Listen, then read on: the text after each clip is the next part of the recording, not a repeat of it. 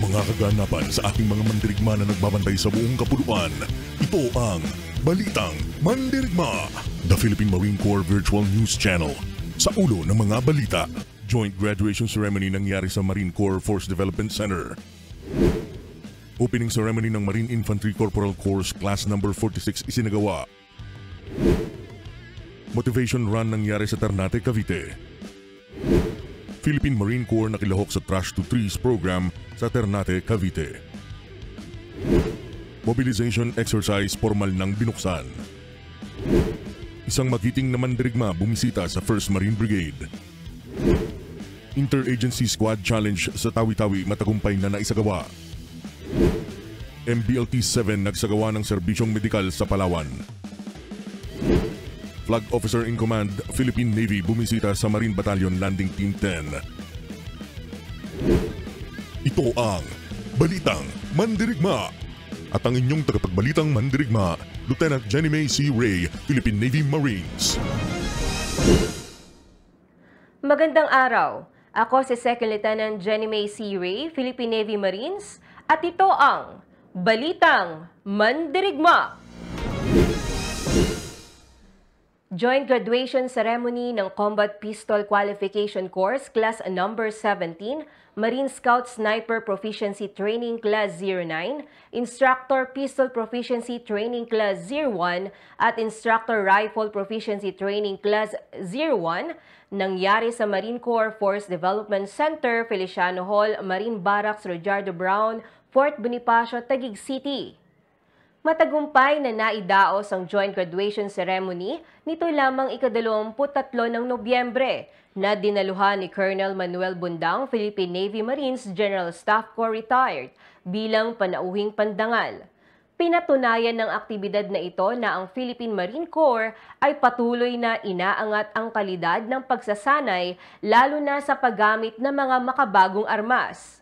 Sa pamamagitan nito, napapanatili ang kahandaan ng Philippine Marine Corps sa anumang hamon na maaaring harapin ito sa loob at labas ng ating bansa.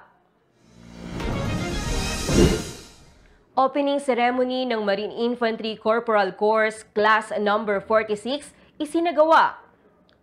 Formal nang sinimula ng Marine Infantry Corporal Course Class 46 noong ika-20 ng Nobyembre taong kasalukuyan. Ang nasabing kurso ay estratehiyang pamamaraan ng Philippine Marine Corps na may layong hasain ng kakayahan at kaalaman ng ating mga marino sa pagtupad ng kanilang tungkulin. Layunin din ito na ihanda sila sa pagganap ng mataas na tungkulin. Kabilang din dito ang magsilbing mabuting ehemplo sa kanilang mga junior marines sa pagpapanatili ng disiplina at integridad sa pagtupad ng kanilang tungkulin.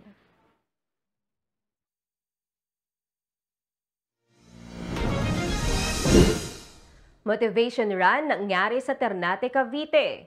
Alamin natin ang balitang yan mula sa ating tagapagbalitang mandirigma, Corporal MJ Hayahay, Philippine Navy Marines.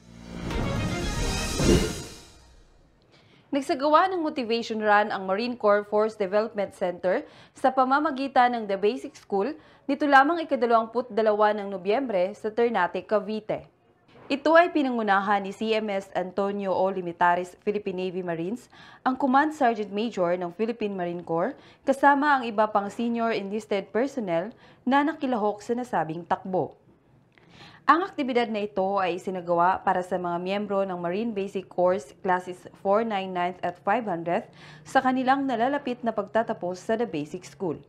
Ito ay naglalayong maipadama sa mga bagong pasok na marino na sila ay ganap na miyembro ng Philippine Marine Corps at magsilbing inspirasyon para sa kanila upang tahakin ang landas ng mga senior enlisted personnel na kasama nilang tumatakbo at mapapanatili ang kanilang motibasyon na maging isang magiting na marino. Ang nasabing aktibidad ay sinunda naman ng pinning of emblem ceremony para sa mga kandidatong sundalong marino na siyang hudyat ng kanilang pagtatapos mula sa training at bilang pagkilala sa kanila bilang ganap na miyembro ng Philippine Marine Corps. Ako si Corporal MJ Hayahay, Philippine Navy Marines, ang tagapagbalitang mandirigma ng Marine Corps Public Affairs Office. At ito ang Balitang Mandirigma. Philippine Marine Corps nakilahok sa Trash to Trees program sa Ternate, Cavite. Ang Philippine Marine Corps sa pamamagitan ng Marine Corps Force Development Center sa ilalim ng pamumuno ni Colonel Gregorio V. Hernandez Jr. Philippine Navy Marines ay naisagawa ang isang makakalikasang aktibidad sa Ternate, Cavite nito lamang ika-25 ng Nobyembre. Alamin natin ang detalye ng balitang yan sa ating tagapagbalitang Mandirigma, Private First Class Jordan Ray Abragan, Philippine Navy Marines. Ang Philippine Marine Corps sa pamamagitan ng Marine Corps Force Development Center sa ilalim ng pamumuno ni Colonel Gregorio B. Hernandez Jr. Philippine Navy Marines ay nagsagawa ng isang environmental program sa Ternate, Cavite nito lamang ika-25 ng Nobyembre taong kasalukuyan. Ang Philippine Marine Corps sa pamamagitan ng Marine Corps Force Development Center sa ilalim ng pamumuno ni Colonel Gregorio B. Hernandez Jr. Philippine Navy Marines ay nakiisa sa dedikasyon ng Operation Brotherhood Montessori Center at Philippine Coast Guard Auxiliary na isulong ang pangangalaga sa kalikasan sa pamamagitan ng pagsasagawa ng tree planting activity. Ito ay naganap sa The Basic School, Marine Barracks Gregorio Lim sa Ternate, Cavite noong ika-25 ng Nobyembre taong kasalukuyan. Ang nasabing inisyatibo ay ayon sa Trash to Trees program na may layuning pangalagaan ang kapaligiran at naglalayong linangin ang kamalayan ng lahat ng kalahok na may halaga ang basura at maaari pa itong pakinabangan. Ito ay sa pangunguna ni Dr. Preciosa S. Sullivan na siyang founder ng institusyon. At aktibong ipinatupad naman ni Rear Admiral Sarah S. Sullivan, Philippine Coast Guard Auxiliary, na siya namang president. Sa tulong ng modernong pamamaraan ay maaring makalikom ng pondo at makapaglunsad ng aktibidad tulad ng pagtatanim ng puno at iba pang gawain na may layong pangalagaan ang kalikasan. Naging matagumpay ang aktibidad na ito sa sama-samang pagtutulungan at naging daan din upang magbigay ng kakaibang karanasan at kasiyahan sa mga nakilahok, lalo na sa mga estudyante. Mobilization exercise ng Philippine Navy formal nang binuksan. Alamin natin ang balitang yan mula sa ating tagapagbalitang Mandirigma, Corporal MJ Hayahay, Philippine Navy Marines. Formal nang binuksan ng Philippine Navy ang mobilization exercise kasama ang Philippine Marine Corps sa isang formal na seremonya dito lamang ika-24 ng Nobyembre sa Bonifacio Naval Station Grandstand, Taguig City. Ang nasabing seremonya ay dinaluhan ng mga matataas na opisyalis ng Philippine Navy at ng Philippine Marine Corps. Nagtakda ang Philippine Navy ng PN Mobilization Exercise kasama ang iba't ibang Naval Operating Forces at Fleet Marine Ready Force mula ika-24 hanggang ika-17 ng Nobyembre taong kasalukuyan. Ito ay bilang bahagi ng inaprubahang PN Mobilization Plan 2021. Ang layunin ng pagsasanay na ito ay isama ang Reserve Force sa Regular Force ng Philippine Navy. Kasama sa 3 araw ng pagsasanay ang mga reservist, gayon din ang mga regular na puwersa, kabilang ang Marine Battalion Landing Team 4 na kasalukuyang sumasailalim sa Retraining and Refurbishing Program. Sa loob ng 3 araw, iba't ibang aktibidad ang isasagawa, kabilang na dito ang amphibious operations. Inaasahang sa pagtatapos ng nasabing pagsasanay ay mas magkakaroon pa ng malawak na kaalaman at kumpiyansa ang puwersa ng Philippine Navy kasama ang mga reserve force nito pagdating sa external at territorial defense. Ako si Corporal MJ Hayahay, Philippine Navy Marines, ang tagapagbalitang Mandirigma ng Marine Corps Public Affairs Office. At ito ang Balitang Mandirigma. Dumako naman tayo sa mga balita ng ating Mandirigma sa iba't ibang bahagi ng ating bansa.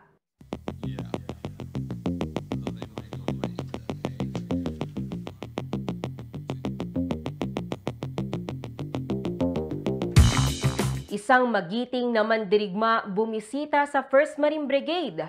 Ang buong detalye ng balitang yan ihahatid sa atin ng ating tagapagbalitang mandirigma, Private First Class Jordan Ray Abragan, Philippine Navy Marines.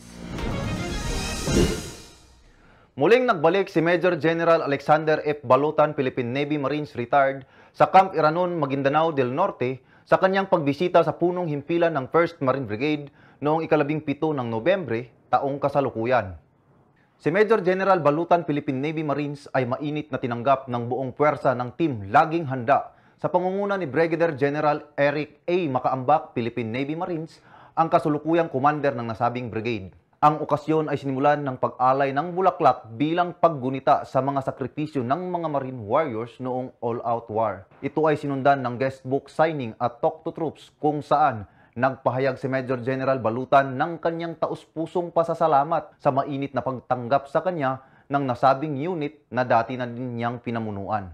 Lumahok din si Major General Balutan sa bodol fight na inihanda ng mga dating kasamahan bilang simbolo ng kapatiran at pagkapantay-pantay sa kanilang hanay. Si Major General Balutan ay kinilala bilang haligi ng paghubog ng brigade bilang isang puwersang maaasahan. Ang kanyang maigting na kampanya laban sa mga rebeldeng Moro sa Mindanao ay nagbigay sa kanya ng lugar upang mapabilang sa 10 natatanging sundalo noong 2011. Si Major General Balutan ay membro ng Philippine Military Academy, Class Matikas of 1983. Ako si Private First Class Jodenry Abragan, Philippine Navy Marines, ang tagapagbalitang mandirigma ng Marine Corps Public Affairs Office, at ito ang Balitang Mandirigma. Interagency Squad Challenge sa Tawi-Tawi, matagumpay na naisagawa. Alamin natin ang balitang yan mula sa ating tagapagbalitang mandirigma, Private First Class Chris Ivan Solmerano, Philippine Navy Marines. Matagumpay na nagtapos ang isang linggong Interagency Squad Challenge na isinagawa ng 2nd Marine Brigade noong ika-14 ng Nobyembre taong kasalukuyan. Ang Interagency Squad Challenge na nagsimula noong 2020 sa pamumuno ni Brigadier General Romeo T. Racadio, Philippine Navy Marines, Commander ng 2nd Marine Brigade, ang aktibidad na ito ay naglalayong mas palakasin ang pakikipagkaibigan ng militar at mga alagad ng batas at mapahusay ang pagtugon ng mga miyembro ng Joint Peace and Security Coordinating Center ng probinsya. Ito ay nilahukan ng mga kupunan mula sa iba't ibang security sectors ng Tawi-Tawi. Ngayong taon, ang Naval Special Operations Unit 1 ang kabuuang kampyon. Nagtagumpay sila sa 62nd Force Reconnaissance Company, ang back-to-back champion noong 2021 at 2022. Malaki naman ang pasasalamat ng gobernador ng Tawi-Tawi na si Honorable Ismael Mang Aysali Alhaj sa inisyatibang ito ng 2nd Marine Brigade sapagkat dito umano napapatunayan ang pagkakaisa ng bawat security sectors ng Tawi-Tawi na siyang tagapagtaguyod ng kapayapaan sa nasabing probinsya. Ako si Private First Class Chris Ivan Solmerano, Philippine Navy Marines, ang tagapagbalitang mandirigma ng Marine Corps Public Affairs Office, at ito ang Balitang Mandirigma. Marine Battalion Landing Team 7 nagsagawa ng serbisyong medikal sa Palawan. Matagumpay na naisagawa ng inyong mga Marines mula sa Marine Battalion Landing Team 7 sa ilalim ng 3rd Marine Brigade ang medical at dental mission sa Bataraza, Palawan. Alamin natin ang detalye ng balitang yan mula sa ating tagapagbalitang mandirigma, Private First Class Jordan Ray Abragan, Philippine Navy Marines. Matagumpay na naisagawa ng inyong mga Marines mula sa Marine Battalion Landing Team 7 sa ilalim ng 3rd Marine Brigade ang medical at dental mission sa Bataraza, Palawan noong ika-22 hanggang ika-24 ng Nobyembre taong kasalukuyan. Layunin ng nasabing aktibidad ang mabigyan ng libreng serbisyong publiko ang mga kababayan nating nagmula pa sa kabundukan at mga karatig na barangay kung saan mahigit kumulang 1,200 katao ang nabigyan ng medical consultation, 490 katao sa dental consultation, 200 katao sa tooth extraction, 310 na mga bata sa fluoride application, 195 katao sa free haircut, 1,033 katao sa feeding program, 80 katao sa distribution of used clothes, 50 katao sa Operation Tuli, 667 katao sa prenatal check-up at 18 katao sa veterinary service. Kasama ng inyong mga Marines sa 3 araw na outreach activity ang mga grupo ng YWAM Ships Philippines, Philippine Coast Guard, Philippine National Police, National Task Force LCAC, Commando Brotherhood, Rural Health Department, Philippine Bible Society, Palawan News, Batarasa District Hospital, LGU Batarasa, Puerto Princesa at Western Command Dental Team. Ayon kay Lieutenant Colonel Geoffrey D. Signio, Philippine Navy Marines, ang commanding officer ng Marine Battalion Landing Team 7, ang inyong mga Marines ay patuloy na makikipag-ugnayan sa ating mga stakeholders para mas maihatid pa natin ang serbisyong publiko ng ating gobyerno para sa ating kapatid na Palawenyos. Ito rin ay parte ng ating pagsisikap upang mas lalo pang mapatatag ang ating mga pangkapayapaan at pangkaunlaran na advokasya sa lalawigan ng Palawan. Flag Officer in Command ng Philippine Navy bumisita sa Marine Battalion Landing Team 10. Ang buong detalye ng balitang yan ihahatid sa atin ng ating tagapagbalitang mandirigma, Private First Class Abel T. Rovillos, Philippine Navy Marines. Binisita ng Flag Officer in Command ng Philippine Navy, Vice Admiral Toribio D. Adasi Jr., Philippine Navy, ang 10th Marine Company, Marine Battalion Landing Team 10, sa probinsya ng Batanes nito lamang ika-15 ng Nobyembre. Si Vice Admiral Adasi ay nagsagawa ng isang seri ng mga aktibidad, kabilang isang pakikipag-usap sa mga tropa, isang raffle draw at pagbibigay ng regalo, na nagtatapos sa isang bodle fight. Ang pagbisita ay bahagi ng tradisyonal na Christmas visit ng Flag Officer in Command, Philippine Navy, sa iba't ibang naval at marine unit sa buong bansa. Layunin nitong palakasin ang moral at kapakanan ng mga tauhan at magpahayag ng pasasalamat at pagpapahalaga ng kanilang serbisyo at dedikasyon sa bayan. Ang nasabing pagbisita ay nagsilbing pagkakataon din para sa Flag Officer in Command Philippine Navy na i-update ang mga tropa sa pinakabagong mga pag-unlad at mga hakbangin ng hukbong dagat ng Pilipinas at upang makahingi ng kanilang puna at mungkahi kung paano mapabuti ang organisasyon at operasyon ng hukbong dagat. Ang tropa ng Marine Battalion Landing Team 10 ay nagpahayag ng kanilang pasasalamat sa pagbisita ng Flag Officer in Command Philippine Navy at nangangakong na mas paigtingin ang suporta nito para sa Philippine Navy at sa buong Armed Forces of the Philippines. Ako si Private First Class Abel Rovillos, Philippine Navy Marines, ang tagapagbalitang mandirigma ng Marine Corps Public Affairs Office, at ito ang Balitang Mandirigma. Para sa kaalaman ng lahat, may bagong libro ang Philippine Marine Corps na inilunsad sa Palawan. Ang librong pinamagatang The Endgame Journey Towards an Insurgency-Free Palawan Province ay isang inspiradong kwento ng pagbabago ng Palawan.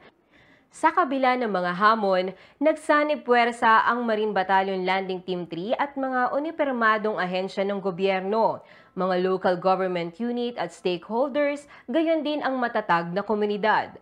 Sama-sama nilang tinalo ang communist terrorist group upang maging insurgency-free province ang Palawan.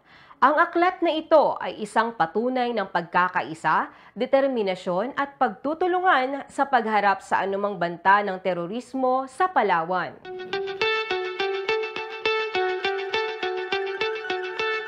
Alam niyo ba kung bakit nagsasagawa ng traditional pinning of emblem ceremony ang Philippine Marine Corps bago magtapos ang mga candidate soldiers sa Marine Basic Course?